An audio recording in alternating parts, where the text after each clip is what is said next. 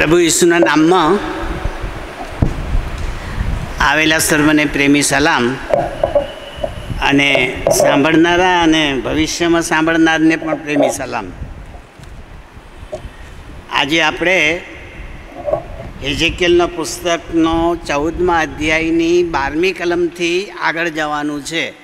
11 કલમ સુધી જોઈ ગયેલા, 12મી કલમથી આગળ જવાનું છે.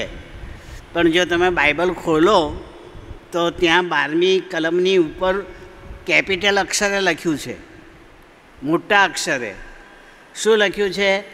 નૂહ, દાનિયેલ અને અયુબ. મળ્યું?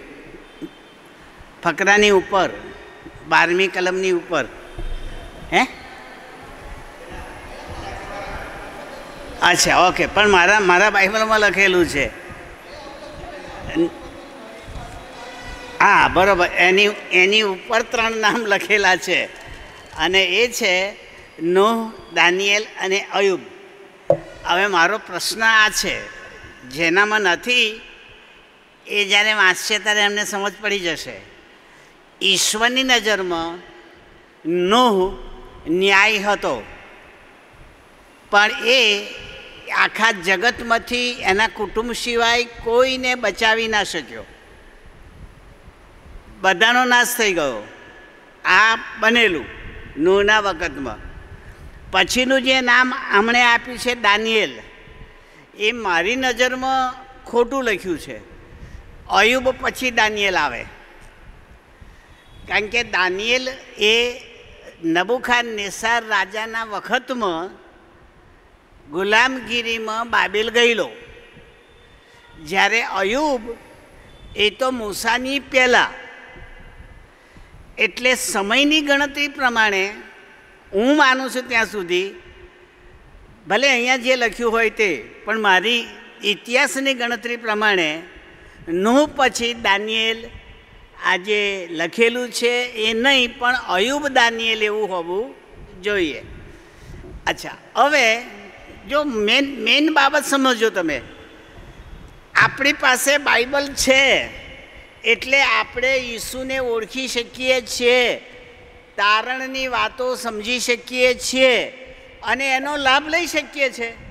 પણ અયુબના વખતમાં બાઇબલ નહોતું અને છતાં એ યહોવાની નજરમાં ન્યાય હતો. વગર બાઇબલે હનોક 300 વર્ષ સુધી દેવની સાથે ચાલ્યો અને દેવે ઉપાડી લીધો, પણ બાઇબલ નહોતું. મૂસા તો પછી વર્ષો પછી આવે છે અને બાઇબલ તો પછી આવે છે. એટલે મારો કહેવાનો અર્થ એ છે કે યહોવા માણસોને સારી રીતે ઓળખે છે કે આ ન્યાય છે કે નહીં. એ બાઇબલના વચન પ્રમાણે મારી તારવણી નથી કરતા, પણ હૃદય ઓળખીને નક્કી કરે છે કે આ મારો ન્યાય માણસ છે. એટલે અયુબના વખતમાં બાઇબલ નહોતું તો પણ પ્રભુ એને ન્યાય ગણ્યો. અને ત્રીજું જે લખ્યું છે તે દાનિયેલ. હવે દાનિયેલને નબુખાદનેસ્સાર રાજા બીજા હુમલા વખતે જે બધા જુવાનિયાને પકડી ગયા, એમાં સાદરાક, મેશાક, અબેદનગો ને દાનિયેલ, આ 4 જુવાનિયાઓને એમના દેશમાં લઈ ગયેલા. પણ એ બુદ્ધિશાળી હતા 4. એટલે રાજાએ શું કર્યું? એમના રાજ્યના અધિકારીઓ બનાવવા માટે આ 4 છોકરાને શિક્ષણ આપ્યું, પોષણ આપ્યું, બધી ફેસિલિટી આપી ચારેવને. અને એ ચારેવને ઈશ્વરની કૃપા વડે એવું જ્ઞાન મેળવ્યું કે વિદેશી મધ્યે યહોવાના નામનો મહિમા થયો.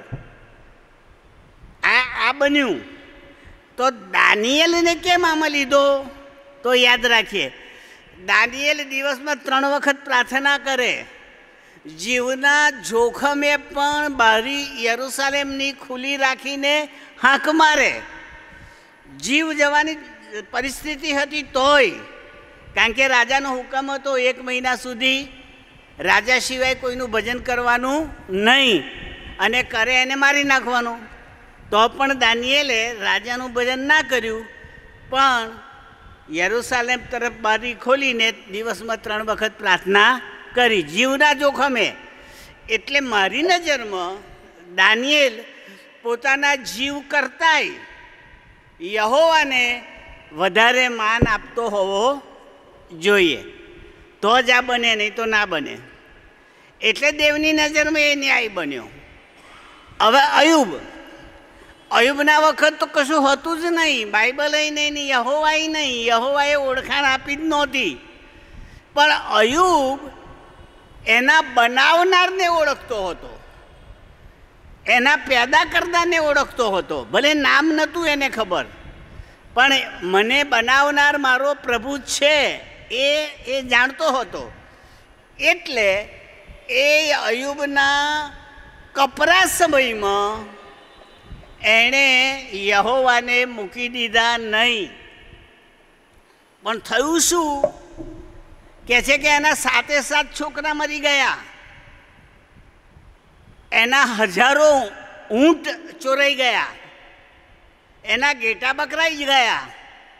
અને એ વખતની પૃથ્વી પરનો સૌથી વધારે પૈસાદાર ગણાતો આ ભરવાડ ગરીબ બની ગયો. તો પણ એણે એના બનાવનારને મૂકી દીધા નહીં. એટલે હવે છટકબારી ના રહી. કઈ કેટલાક એમ કે અમે તો ઈસુ વિશે કશું જાણતા જ નથી ને અમે બાઇબલ વાંચ્યું નથી, અમને કોઈએ શીખવાડ્યું નથી. તો બાઇબલ કહે છે ના શીખવાડ્યું હોય તો તને બનાવનાર તો કોઈક છે કે નહીં? તારી જાતે પેદા થયો? તને કોઈ કે મોકલ્યો? તું છે એટલે એ છે, એ ના હોય તો તું ના હોય. એટલે પોતાના જીવનને યાદ કરીને અયુબે એના બનાવનારને ભૂલ્યા નહીં. હવે આ કંઈથી મળે છે આપણને? આ સાંભળો. જ્યારે શૈતાન આ અયુબની ઉપર દુઃખ લાવીને ફરતો ફરતો સ્વર્ગમાં ગયો ઉપર, ત્યારે યહોવાએ પૂછ્યું, ભાઈ શૈતાન કઈ જઈ આવ્યો? તો કે પૃથ્વી પર આમ તેમ ફરી આવ્યો, મારા સેવકને ધ્યાનમાં લીધો? તા કે હા, એ તારું ભજન કરે છે, તને મૂકતો નથી, પણ તેને સુખ આપ્યું છે એટલે તને નથી મૂકતો. દુઃખ આપ તો મૂકી દે. આ શૈતાન બોલે છે. કોને? યહોવાને. આના પરથી આટલું સાબિત થાય કે ના થાય? શૈતાન સ્વર્ગમાં જાય? થાય કે નહીં? બાઇબલમાં લખ્યું હોય તો માનવાનું કે નહીં?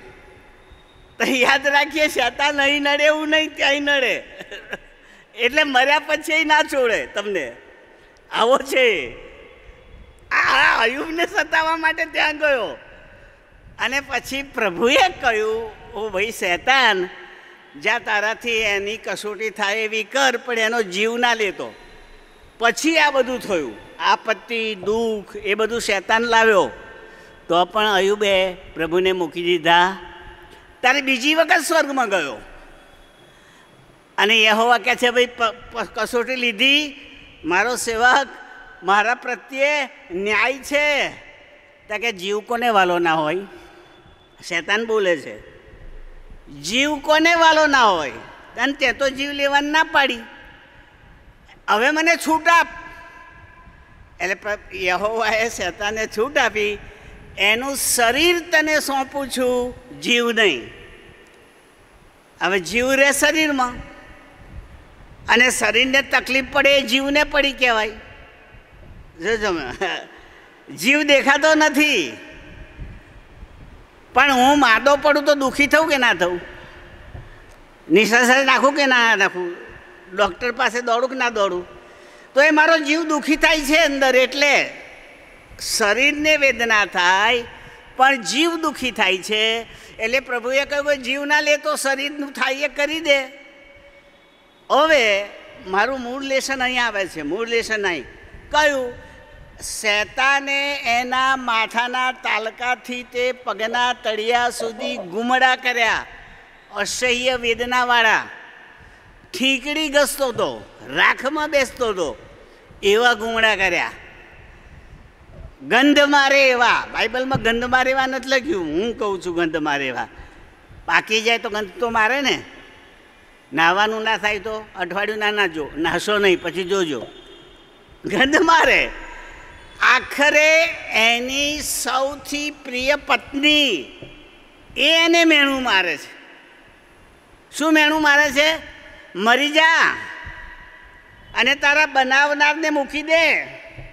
હવે તમે કલ્પના કરો, જીવન સાથી એ એનું સૌથી નજીકનું પાત્ર, એ જ્યારે મેણું મારે ને કે મરી જા અને તારા પ્રભુને મૂકી દે, તારા બનાવનારને મૂકી દે, ત્યારે કેવું લાગે?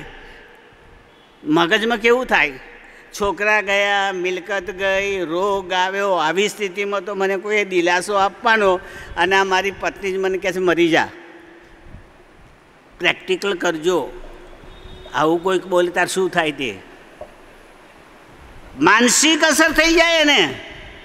પણ અયુબને બાઇબલ કહે છે માનસિક અસર થઈ નહીં, પણ પત્નીને કહે છે તું આ શું બોલે છે? એણે આપણને સુખ આપ્યું તો આપણે ભોગવ્યું, તો એ જો આપણને દુઃખ આપે તો આપણે નહીં ભોગવવાનું? અને પછી જે સ્ટેટમેન્ટ આવે છે એ આ ન્યાય અયુબનું. એના પછીનું સ્ટેટમેન્ટ કયું આવે છે? કહે છે કે હું મરી જઈશ, આ મારી ચામડી જતી રહેશે, એવું લખ્યું છે બાઇબલમાં. મારી ચામડી જતી રહેશે તો પણ હું મારા બનાવનારને જોઈશ, મારા પ્રભુને જોઈશ. મરી જઈશ તોય, ચામડી સડી જાય તોય, રાખ થઈ જવું તોય, ધૂળ થઈ જવું તોય હું મારા પ્રભુને જોઈશ. આવો વિશ્વાસ આપણામાં નથી. અયુબનો જે વિશ્વાસ વગર ઈશ્વરે મળ્યો, ઈસુ વગર મળ્યો, ઈસુ તો પછી જન્મ્યા, પણ એણે એના બનાવનારો પર કેટલો મોટો વિશ્વાસ કર્યો કે હું મરી જઈશ, ચામડી જતી રહેશે, ખરી જશે, તો પણ હું મારા પ્રભુને જોઈશ. અને પછી શેતાન હાર્યો, કારણ કે શેતાનને ખબર પડી ગઈ કે આ તો એના જીવ કરતાં એના પ્રભુને વધારે વફાદાર રહ્યો. ત્યાંથી ખસી ગયો, પછી ગયો નહીં. પછી પરમેશ્વરે જેટલું ધન જતું રહ્યું હતું એના કરતાં વધારે આપ્યું, અને જેટલા બાળકો મરી ગયા હતા એના કરતાં વધારે સંતાનો આપ્યા, અને લાંબુ જીવીને મરી ગયો. હવે હિજકીએલ એનો ઉપયોગ કેમ કરે છે? આ સમજ આપવાની આજના શિક્ષણમાં બહુ જરૂર છે. તો હવે મેઇન બાબત પર આવી જઈએ, આજના શિક્ષણ પર. આ તો મેં તમને જે કહી એ જૂના કરારના 3 સેવકોની વાર્તા કહી, પણ આ હિજકીએલ યહૂદી હતો, ઇઝરાયેલી હતો, અને બધા ઇઝરાયેલીઓ એવું માનતા હતા કે અમે યહોવાની પસંદ કરેલી જાતિના લોક છીએ, અમને દેવે પસંદ કર્યા છે, એ કहीं જશે. આપણે આગા પાછા થઈએ તો એ જખ મારીને આપણું રક્ષણ કરશે, જખ મારીને છોડાવશે, જખ મારીને આપણને બચા, એને છૂટકો જ નથી, આપણે એના છીએ, આવું માનતા હતા. ખ્રિસ્તી વ્યક્તિ એવું માને હું ખ્રિસ્તી થઈ ગયો એટલે ઈસુ છૂટકો જ નથી બચાવ્યા વગર, આમાં થાય એવું કરું તો એ ખોટું છે, એ તો શિક્ષાપાત્ર થવાય, એના હોય તો હોય. તો એની પસંદ કરેલી જાતિને પ્રભુએ શિક્ષા કરવાનું જે કહ્યું તે આજના શિક્ષણમાં આવશે. આ યાદ રાખજો.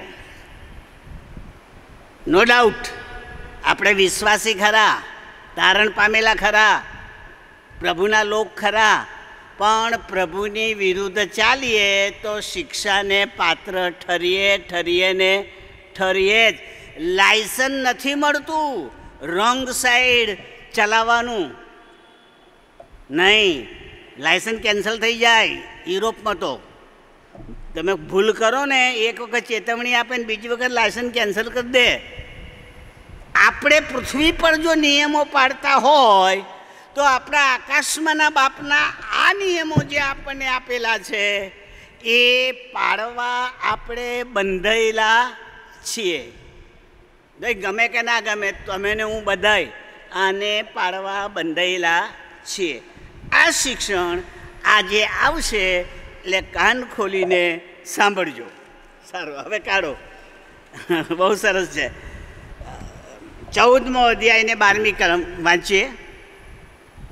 યહોવાનું વચન મારી પાસે આવ્યું કે, હે મનુષ્ય પુત્ર, 13મી કલમ, જ્યારે કોઈ દેશ અપરાધ કરીને મારી વિરુદ્ધ પાપ કરે ને તેથી હું મારો હાથ લાંબો લંબાવીને તેના આજીવિકા વૃક્ષનું ખંડન કરું ને એમાં દુકાળ મોકલું ને તેમના માણસ તથા પશુઓનો સંહાર કરું. સાંભળજો, બહુ સરસ લખ્યું પ્રભુએ. શું લખ્યું? તમે અમારી પ્રજા ખરા, પણ તમે પ્રજા એટલે દેશ મારું વિરુદ્ધ પાપ કરશો તો હું હાથ લંબાવીને તમને શિક્ષા કરીશ, અને શિક્ષામાં અહીં આજીવિકા વૃક્ષ ખંડન કરીશ. આજીવિકા વૃક્ષ ના હોય, પણ રૂપક છે વૃક્ષનું, ઝાડનું રૂપક. પણ શું નામ વાપર્યું? આજીવિકા એટલે નોકરી, રોજી, રોટી, કમાણી, વેપાર, ધંધો, જેમાંથી આપણો સંસાર ચાલે છે. એવા પ્રભુએ આપેલા આશીર્વાદો એને કહેવાય આજીવિકા રૂપી વૃક્ષ. આના ઉપરથી હું આવું સમજું છું કે આપણી કોઈ પણ કમાણી હોય ને, એ આપણાથી નથી, પ્રભુએ આપેલી છે. એ સાચવે છે, એ સહાય કરે છે, અને એટલે આપણી પ્રગતિ થાય છે. એના વગર આપણે નક્કામાં. આમાંથી ફલિત થાય છે. એટલે પ્રભુ કહે છે, તમે મારી વિરુદ્ધ જશો તો હું પેલું વૃક્ષ કાપી નાખીશ. કયું? આજીવિકાનું. નોકરી જતી રહેશે, ધંધામાં બરકત નહીં આવે, ઘરમાં ચોરી થશે. એમાં નથી લખ્યું, હું બોલું છું, ઘેર જઈને શોધશો નહીં. પાછા ટૂંકમાં મારી કમાણીનો નાશ. અચ્છા, કેમ? કારણ કે પ્રભુની વિરુદ્ધ ગયા. હવે અહીં હું હાઈસ્કૂલમાં સિલ મેમોરિયલ હાઈસ્કૂલ ટીચર હતો, સંસ્કૃત શીખવતો હતો. 8મા 9મામાં 10મામાં લેતો હતો. તો ત્યાં એક શ્લોક આવેલો, એને ને આને બંધ બેસતું આવે છે, એટલે હું શ્લોક બોલું. સાંભળજો. અન્યાયોપાર્જિતમ દ્રવ્યમ 10 વર્ષાણી તિષ્ઠતિ પ્રાપ્તે ચૈકા વર્ષે સંપૂર્ણ વિનશ્યતિ. આવો શ્લોક હતો. અને આમાં આ જ કહ્યું કે છે કે તમે ગમે તેટલું ધન મેળવ્યું હશે તો 10 વર્ષ શકશે, અને જેવું 11મું બેઠું એટલે તળિયું ઝાટક સાપ. કેમ? કારણ કે 11મા વર્ષમાં જે તનાતની કરીને એમાં તમે પ્રભુને ભૂલી ગયા, ઈશ્વરને ભૂલી ગયા, એટલે જતું રહ્યું. ટૂંકમાં આપણી સર્વ સગવડમાં એ આપણો દાતા છે, આ ભૂલવું ના જોઈએ. હું તંદુરસ્ત છું એનું કારણ હું બરાબર વ્યવસ્થિત ઉઠું છું, ઊંઘું છું, જમું છું, એ નહીં. એ તો બધાય કરનારા છે, યોગીઓય કરે છે. પણ એ મને નિરોગીતા બક્ષે છે, એ મારા શરીરની કાળજી લે છે, અને હું પરિણામે ટકી રહું છું. આ તમે અહીંયા બેઠા છો એનું કારણ ઈશ્વર છે. નહીં તો મંડળીના કેટલા બધા માણસો ઘેર બીજા કામ કરતા હશે, ટીવી જોતા હશે, સિરિયલો જોતા હશે, અને છતાં અહીં નથી આવી શક્યા. તો અહીં તમને લાવ્યું કોણ? તમે કહેશો હું આવ્યો, ના, તમારા મનની અંદર પરમેશ્વરે એ ભાવ મૂક્યો કે તમારા પગલાં આ તરફ આવ્યા કે જેથી પ્રભુ ઈચ્છે કે મારા વચનો તમારા હૃદયમાં ઉતરે. આટલા માટે મને ને તમને પ્રભુએ આ આપ્યું છે. એટલે બાઇબલ અભ્યાસ આપણું કરીએ છીએ, આપણી ગોઠવણી નથી, દેવની ગોઠવણી છે. આપણે તો ચોકટા છીએ એના ગોઠવાયેલા, આના દ્વારા આના દ્વારા આના દ્વારા એના હાથના હથિયારો છીએ. બાકી કરનાર તો ઉપર છે. જો એ ના હોય તો શા કામનું? એટલે આ યાદ રાખજો. શું આ પ્રમાણે લખ્યું, આજીવિકા વૃક્ષનું ખંડન કરું અને દુકાળ મોકલું. સાંભળજો, નોકરી જાય અને પછી દુકાળ પડે તો ડબલ નુકસાન નહીં? આવક ઘટી ગઈ અને ઘરનું વપરાઈ જાય. પેલી કહેવત છે ગુજરાતીમાં, 12 વર્ષે બાવા બોલ્યા, જા બેટા દુકાળ પડેગા. હવે આ સારું બોલ્યો કે ભાઈ? 12 વર્ષે બોલ્યા, તાર શું બોલ્યા? જા બેટા દુકાળ. એટલે આશીર્વાદ કહેવાય કે શ્રાપ કહેવાય? તો આ પ્રભુ આવું બોલે છે. પ્રભુ આવું બોલે છે. કેવું બોલે છે? અરે તારી નોકરી ધંધો બધું લઈ લઈશ, આજીવિકા ખંડી નાખીશ અને પછી હું દુકાળ લાવીશ. લે, પડ્યા ઉપર પાટું. પ્રભુ કરે છે, હું નહીં. અહીંયા લખ્યું છે હું કરીશ, પણ કારણ કયું એને ભૂલી ગયા એનું. એટલે આપણે પકડીશું રાખવાનું, ભૂલી નહીં જવાનું. ઈશ્વરને નહીં ભૂલી જવાના, એ પકડી રાખવાનું. તો પ્રભુ આપણા ફાયદામાં કામ કરે. આ મહત્વનું છે, એ યાદ રાખજો. તો કહે છે હું દુકાળ મોકલું અને એના માણસનો અને પશુનો સંહાર કરું. માણસે ભૂખે મરી જાય અને પશુએ ભૂખે મરી જાય. આ વરસાદ છે ને, આખો જૂન મહિનો ગયો અને જુલાઈ ગયો ત્યાં સુધી ના આવ્યો, અને આવ્યો પછી દરરોજ આવે છે. દરરોજ સાંજ પડે છે ને આવે છે. ઝાપટું છે તે આપી જાય છે, ખરું? હવે એ ઉપરથી આવે છે અને આપણે કાબૂમાં ના લઈ શકીએ. પણ એક કવિએ એવું કહ્યું છે, કહે છે કે ખડ સૂક્યા ધણ વસુ કિયા. ખડ એટલે ઘાસ, ખડ સૂક્યા ધણ એટલે પશુ. આમાં પશુ આવ્યું. ધણ વસુ કિયા, વાલા ગયા વિદેશ. અવસર ચૂક્યા મેહુલા, આવી કાવ કરેશ. આવવાનું હતું તો તારે આવ્યો નહીં, હવે આવીને શું કરીશ? આ મારું ઘાસ સુકાઈ ગયું, આ મારા જાનવરો મરી ગયા, અને અમારે બહાર કમાવા જતું રહેવું પડ્યું, મજૂરી કરવા. હવે આવીને શું કરીશ? આ પ્રભુ આપણને કહે છે કે દુકાળમાં પશુઓ મરી જશે, માણસો મરી જશે, એમને ખાવા પીવાનું નહીં મળે ને તંગી ભોગવવી પડશે. આવું થયું છે. આ યાદ રાખજો. એક નહીં, અનેક વાર જૂના કરારમાં. પણ હું તમને એને કરાવતો નથી, આ યાદ રાખજો. અચ્છા, હવે 14મી કલમ. ત્યારે એટલે જ્યારે આ દુકાળ પડે ત્યારે, ભૂખમરો આવે ત્યારે, પ્રભુની શિક્ષા થાય ત્યારે શું કહે છે? જો આવે ત્યારે નૂહ, દાનિયેલ અને અયુબ એ 3 માણસો એમાં હોય, એટલે દુકાળમાં હોય, મુશ્કેલીમાં હોય, શિક્ષામાં હોય, તો પણ તેઓ પોતાની નેકીથી ફક્ત પોતાના જીવ બચાવશે એમ પ્રભુ યહોવા કહે છે. તો આ એક ખ્રિસ્તી સિદ્ધાંત આવ્યો. કયો? કોઈ પણ માણસ બીજા માણસને બચાવી શકે નહીં. કોઈ પણ માણસ બીજા માણસના બદલે શિક્ષા ભોગવી શકે નહીં. એણે જ ભોગવવાની. એણે પાપ કર્યું, એણે ભોગવવાનું. પણ દેવે આપણા પર એટલો બધો પ્રેમ કર્યો કે એનો દીકરો મોકલ્યો. એ સારું કે એ આખા જગતની શિક્ષા ભોગવે અને એના પર વિશ્વાસ કરનારાઓને બચાવે. આ યાદ રાખજો. ન્યાયાધીશ હોય અને એનો છોકરો કંઈ ખૂન કરીને આવે તો કાયદા પ્રમાણે ન્યાયાધીશ એના છોકરાને બચાવી શકે નહીં. કાયદો બધાને લાગુ પડે. ન્યાયાધીશ હોય તો એના છોકરાને શિક્ષા કરવી પડે કાયદા પ્રમાણે. પણ એ શિક્ષા કોઈ બીજો ભોગવી લે તો એ બચી જાય.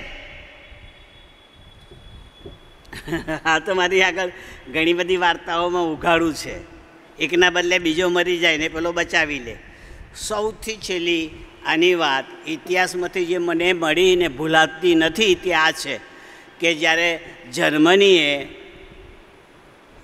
હુમલો કર્યો, જર્મની એટલે સામ્યવાદી દેશે યુરોપ પર હુમલો કર્યો, ત્યારે ખ્રિસ્તીઓને પકડી ગયેલા અને એક પેલું શું કહેવાય ગુફામાં અથવા એક પેલું ટનલમાં એમને પૂરી રાખેલા અને દરરોજ 10 માણસોને મારવાના, 10 માણસોને કાઢવાના, લાઈનમાં ઊભું રાખવાનું, પછી પ્રશ્ન પૂછવાનો, અમે યહોવાને કે કોઈ ઈશ્વરને માનતા નથી એવું બોલો. આવું બોલો તો તમે જીવશો, અને બોલશો કે ઈશ્વર છે, ઈશ્વરમાં માનીએ છે, તો તમે દસેવને મારી નાખવામાં આવશે. અને પેલા જે રિયલ ખ્રિસ્તીઓ હતા એ મરવા તૈયાર થયા, પણ ઈસુને મૂક્યા નહીં. અમારો પ્રભુ જીવે છે આ બોલ્યા, એ છે. અને પેલા મને ગોળીબાર કંઈ સરસ દસેવને મારી નાખ્યા. એમ દરરોજ 10 આવે, દરરોજને 10ને મારે. એક વખતની જે 10ની ટુકડી આવી એમાં એક જુવાન યુવક પકડાયેલો હતો. તે તાજું લગ્ન કર્યું, નાના ઘરમાં બેબી હતી અને એ પકડાઈ ગયેલો. હવે આ છોકરો જ્યારે આ પૂછે છે ત્યારે રડવા લાગ્યો. પ્રભુનો નકાર ના કર્યો, રડ્યો. મારી બાળકી, મારી પત્ની, મારું ઘર હવે કોણ સંભાળશે? પણ મોઢે એમ નથી કહેતો કે ઈશ્વર નથી. અને પછી પેલા એ હુકમ કર્યો મારી નાખો. ત્યારે એમાં એક રોમન કેથોલિક ફાધર હતા. એ ફાધર કહે છે હું એના બદલે મરવા તૈયાર છું, આને ના મારશો. તમારે તો 10 જ મારવાના છે ને, તો હું એ આવી જાઉં છું 10માં, એને જવા દો. એ વૃદ્ધ હતા ફાધર. અને પેલો મારનારાને તો 10 મારવાના એટલે મારવાના. એટલે પેલાને કહે છે જતો રહે. એને કાઢી મૂક્યો અને ફાધરને ઊભા રાખ્યા. ફાધર પેલી વ્યક્તિ માટે મરી ગયા. એ ભાઈ ઘેર જઈને પત્ની સાથે જ્યાંથી પકડાયેલો એ દેશમાંથી સ્થળાંતર કરીને ઇંગ્લેન્ડમાં જઈને રહ્યો અને એ પાસ્ટર થયો. અને જ્યારે સાંભળજો, જ્યારે એની પોતાની પત્નીની ફ્યુનલ હતી એટલે દફનવિધિ, ત્યારે એમણે સાક્ષી આપી કે હું અને મારી પત્નીને મારો બાળક જો જીવતા હોય તો એ ફાધરે આપેલા જીવના માટે. જોયું તો વર્ષો પછી આ સાક્ષી ફાધરે આપેલા બલિદાનની એણે જાહેર કરી. ત્યારે મંડળીને ખબર પડી કે આપણા બાળકને બચાવવા માટે રોમન કેથોલિક ફાધરે પોતાનો જીવ આપ્યો. તો આ તો થઈ બનેલી ઘટના, પણ 2000 વર્ષ પહેલાં ઈસુ મારા માટે મર્યા કારણ કે હું બચું. એ તો ખ્રિસ્તી ધર્મનું લક્ષણ થઈ ગયું. કોઈકને બચાવવા જીવ આપવો એ આપણે આપી શકતા નથી. એ આપણી દુર્ભાગ્ય છે, આપણી ઉણપ છે.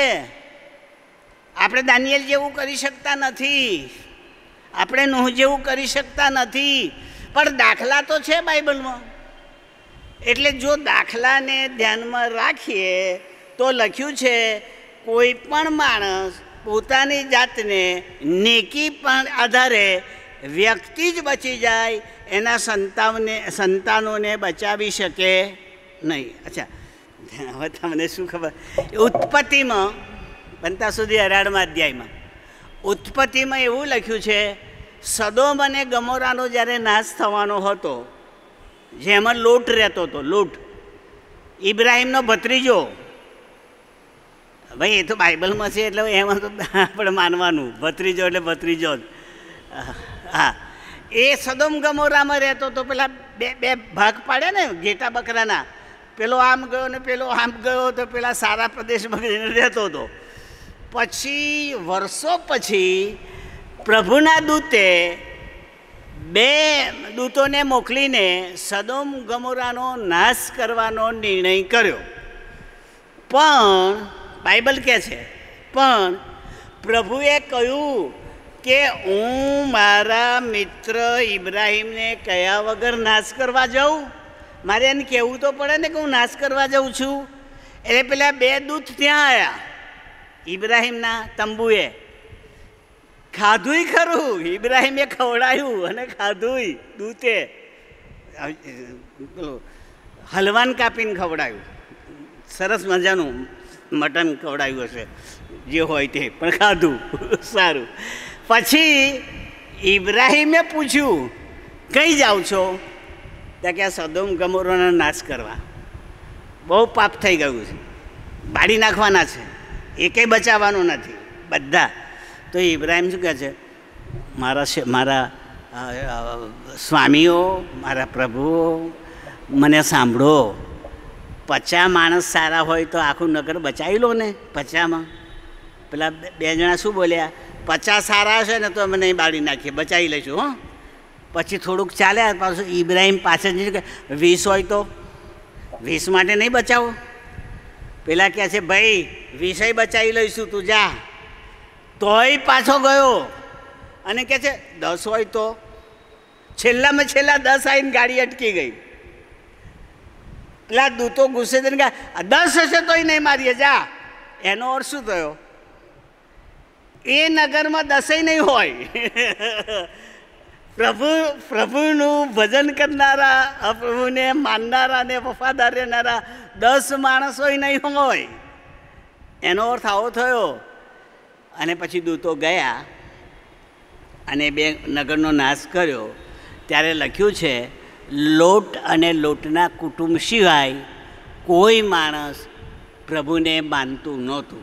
બધા આડા રસ્તા પર હતા. હવે એ આડા રસ્તા કેવા હતા મારે કહેવું નથી, કારણ કે એ અંગત કહેવાય એવું છે, જાહેરમાં કહેવાય એવું નથી. બહુ વિચિત્ર છે એ બધા એમના કામ. બાઇબલમાં છે પણ જાહેરમાં ના કહેવાય, આપણને સુગ આવે એવા છે. જવા દઈએ, તમારે જાણવું હોય તો મને મળજો, હું અંગત રીતે કહીશ. સારું. પછી લોટની વહુ અને એની છોકરીઓ જમાઈ વાંકા પડ્યા. એમને કહેતા હસવા લાગ્યા, આવડું મોટું નગર કોઈ બાળી નાખે, ક્યારે એક બાજુ બળી બીજી બાજુ નાસી જવાશે. પણ એમને ખબર નહીં કે આકાશમાંથી આગ પડવાની છે, એમને ખબર નહીં.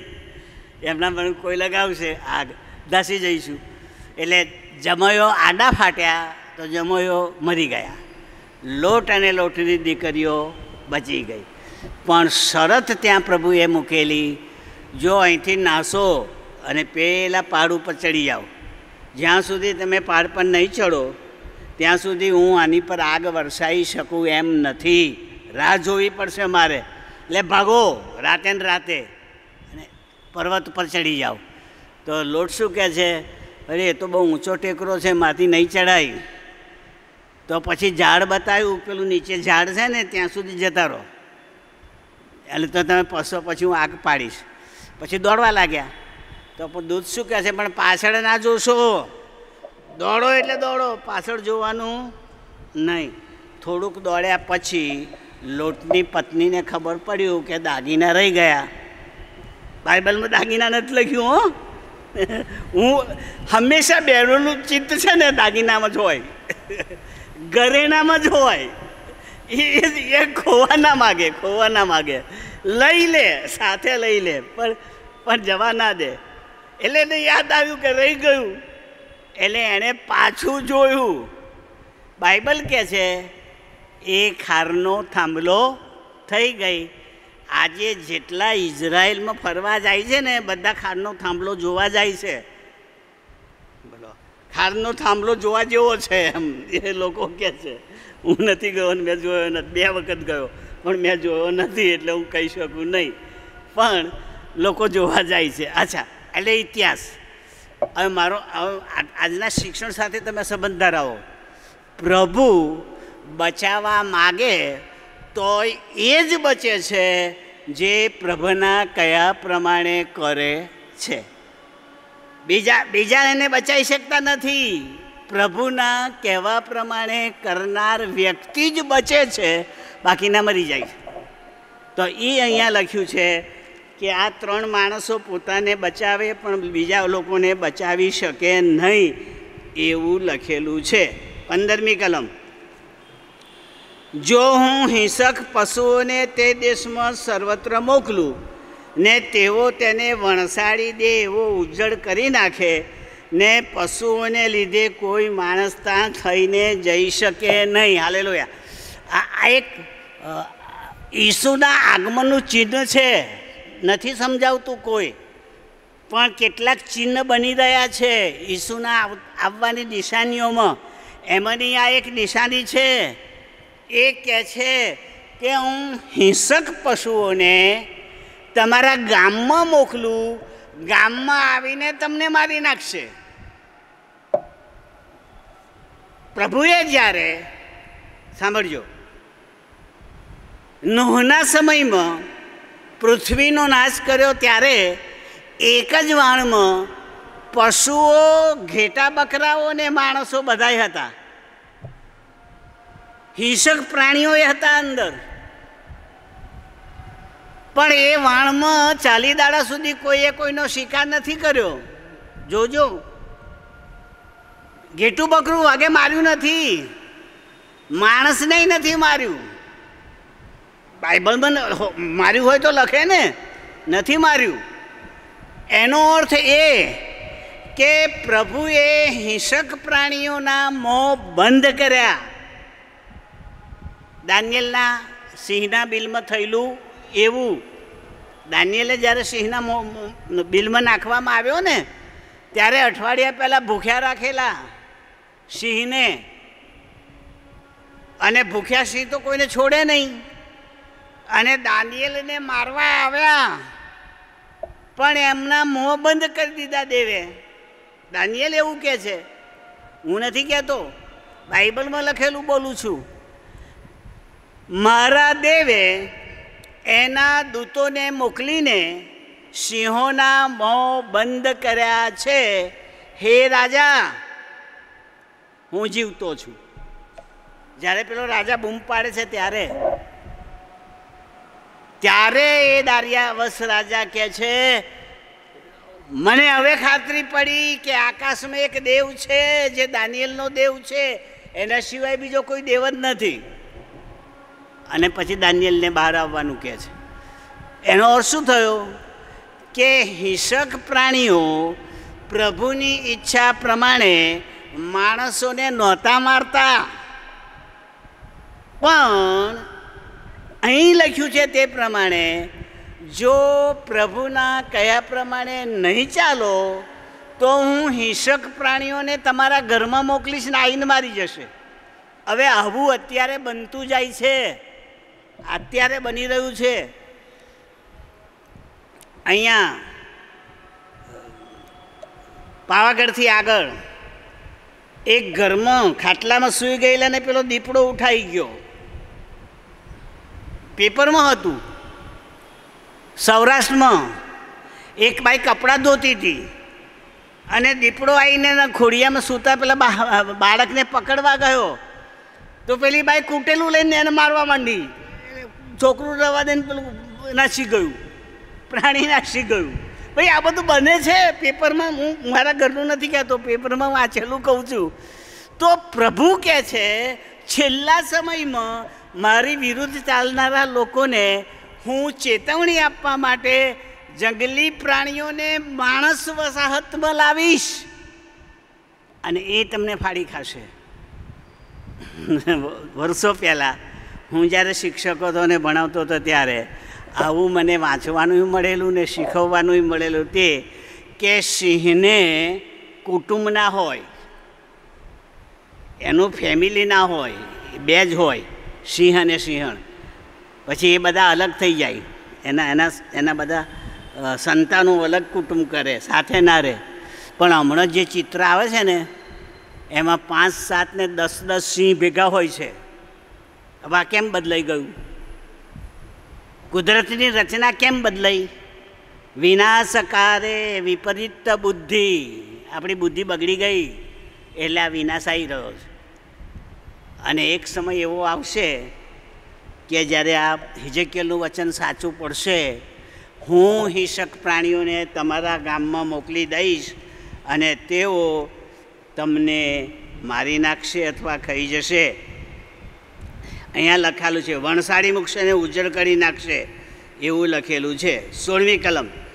તો પ્રભુ યહોવા પોતાના જીવના સોગન ખાઈને કહે છે કે જો એ 3 માણસો તેમાં હોય તો પણ તેઓ પોતાના પુત્રોને અને પોતાની પુત્રીઓને ઉગારી શકશે નહીં.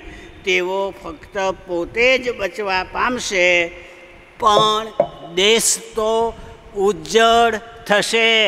મંડળીને પાળક બચાવી શકે નહીં. પાળક સારા અને સાચા વિશ્વાસુ હોય તો પોતાની જાતે બચી જાય, મંડળીને બચાવી શકે નહીં. તો મંડળીને કોણ બચાવે? ઈસુ પર વિશ્વાસ કરનાર વ્યક્તિ પોતે બચે, બીજા ના બચાવે. એટલે એનો અર્થ એવો થયો કે અમે સેન્ટેનરી ચર્ચના સભ્યો છે, માતૃમંડળીના સભ્યો છે, એટલે અમને વાંધો નહીં આવે. આ બીજી બધી મંડળીઓનું જોખમ અમને નહીં. તો એવું નહીં થાય. જોખમ તો બધાને આવશે, પણ તમે ઈસુ પર વિશ્વાસ કરશો, પાછા ફરશો, પસ્તાવો થશે તો ઈસુ બચાવશે.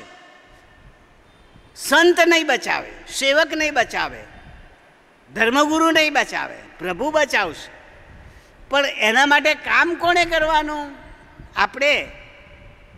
પસ્તાવો આપણે કરવાનો, વિશ્વાસ આપણે કરવાનો, ઈસુને આપણે પકડી રાખવાના મરતા સુધી, જીવ જોખમમાં આવે તો પણ. એટલે કહે છે કે આ 3 માણસો બચાવી શકશે નહીં એમના દીકરા દીકરીઓને, એવું લખેલું છે. 17મી કલમ. અથવા જો હું તે દેશ ઉપર તરવાર લાવીને કહું કે હે તરવાર, દેશમાં સર્વત્ર ફરી વળ, અને એમ કરીને હું તેમના માણસ તથા પશુઓનો સંહાર કરું. આ લડાઈની વાત આવી, પેલી પ્રાણીઓથી નાશ, લડાઈનો નાશ. પણ આ ભાષા જુઓ તમે. હું તરવારને કહું બધે ફરી વળ, તરવાર ના ફરી વળે, માણસ ફરી વળે, દુશ્મન ફરી વળે પણ તરવાર લઈને અને મારી નાખે. પણ પ્રભુ શું કહે છે? એના હાથમાં તરવાર મેં આપી, મેં બોલાયો, માર, સીધો નથી ચાલતો. એટલે આ તો શિક્ષા પ્રભુ. ભાઈ તમે જે માનતા હોય, મને મારું બાઇબલ ઉઘાડું કહે છે જ્યારે નબુખાદનેસર રાજાએ આક્રમણ કર્યું અને ઇઝરાયેલની ઉપર હુમલો કરીને એને પકડી ગયા, ત્યારે બાઇબલમાં લખ્યું છે હું બાબેલમાંથી મારા સેવકને બોલાવીશ અને એ તમારો નાશ કરશે. તો બાબેલમાં તો આ રાજા હતો. તો પ્રભુ એને શું કહ્યું? મારો સેવક. પ્રભુનું કામ કરે સેવક, બિન યહૂદી તોય સેવક. એટલે આપણો દુશ્મન હોય પણ પ્રભુ આપણને શિક્ષા કરવા માગતો દુશ્મન આવીને મારી જાય, પ્રભુ બચાવે નહીં. મને લાગે છે કે આપણે ખ્રિસ્તીઓને મારે છે ને, એમનો આભાર માનવો જોઈએ. કારણ કે ચેતવણી મળે છે આપણને, સીધા ચાલો નહીં તો આ નહીં જીવવા દે, હુમલો કરશે. એટલે આપણે એની પ્રવૃત્તિઓ તરફ નહીં જોવાનું, તો કોના તરફ જોવાનું? બચાવનાર ઈસુ તરફ જોવાનું. જીવન બદલવાનું, દુષ્ટતા બદલવાની, માફી માગવાની, નમ્ર થવાનું, રાખ બનવાનું, નિયમિત પ્રભુનું ભજન કરવાનું, 2 વખત તો પ્રાર્થના કરવાની જ. ભલે 3 વખત ના થાય, પણ 2 વખત તો કરવાની. સવારમાં જીવતા રાખ્યા તેના માટે, અને સાંજે દિવસ દરમિયાન આપણને સાચવ્યા, સંભાળ્યા અને ખાવાનું આપ્યું એના માટે. આ 2 યાદ રાખીને પ્રભુનો આભાર માનવો જોઈએ. 18મી કલમ.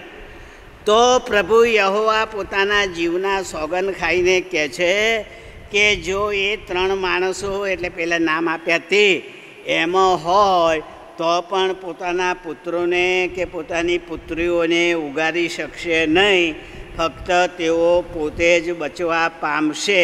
પ્રાણી વખતે એ, લડાઈ વખતે એ શબ્દો વાપર્યા. 19મી કલમ. અથવા જો હું તે દેશમાં મરકી લાવું. ત્રીજું હથિયાર. પહેલું હથિયાર પ્રાણી અને દુકાળ, બીજું હથિયાર લડાઈ, અને ત્રીજું હથિયાર મરકી એટલે કોરોના. હવે તો કોરોના જાણીતું થઈ ગયું છે મરકીને ઓળખવા માટે. આખી દુનિયામાં બધા હાહાકાર મચાવી દીધેલો.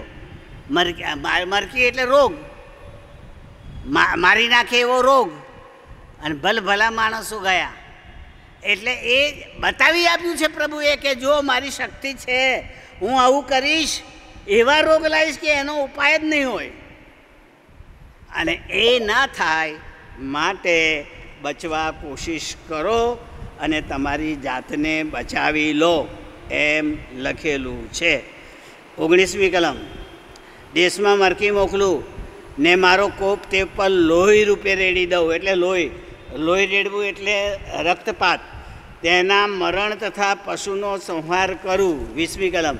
તો પ્રભુ યહોવા પોતાના જીવના સોગંદ ખાઈને કહે છે કે નૂહ, દાનિયેલ અને અયુબ એમાં હોય તો પણ તે પોતાના પુત્ર પુત્રીઓને ઉગારી શકશે નહીં, તેઓ પોતાની નેકીથી પોતાને જ બચાવશે. 3 વખત એકની એક વાત કહી, 3 વખત.